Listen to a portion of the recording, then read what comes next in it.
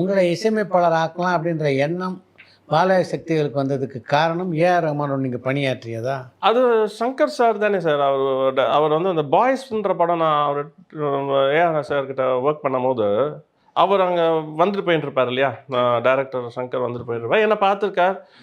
So அவர் பாட்டுக்கு வாசிக்கிற அந்த படத்துக்கு பாட்டெல்லாம் வாசிக்கும் போது பார்ப்பார் இல்லையா, அது ஏதோ நோட் பண்ணி வச்சிருப்பார் போல இருக்கு.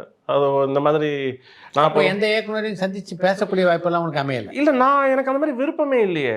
ஒருத்தரை போய் நாடி எனக்கு அது என்னமோ எனக்கு ஒருத்தரை போய் நாடி வாய்ப்பை கேட்கணுன்ற ஒரு எண்ணமே கிடையாது. ஏதோ இப்போதைக்கு ஆனால் எனக்கு இப்போ அப்பப்போ இப்போ ஏஆர் ரஹ்மான் கிட்ட நான் வாசிக்கும் போது கூட நினைப்பேன், என்னடா அது சின்ன வயசில் நம்ம என்னென்னமோ யோசித்தோம், ஆனால் நல்ல வாய்ப்புகள், இதெல்லாம் நல்ல வாய்ப்பு. ஏதோ இவர் ஒரு பெரிய மேதை, இவர்கிட்ட நம்ம ஒர்க் பண்ணுற ஒரு ஹாப்பி அதெல்லாம் உண்டு. ஆனால் எனக்கு உள்ளுக்குள்ளே நம்ம இசையமைப்பாளனா ஆகணுமே, அது எப்போ நடக்கும், ஏது நடக்கும், அதெல்லாம் எனக்கு விடையே இல்லை. எனக்கு ஒன்றுமே தெரியல. ஆனால் நடக்கும்ன்றது அடிவயிறு சொல்லுது, ஆனால் எப்படின்னு தெரியல, எனக்கு உண்மையிலேயே தெரியல.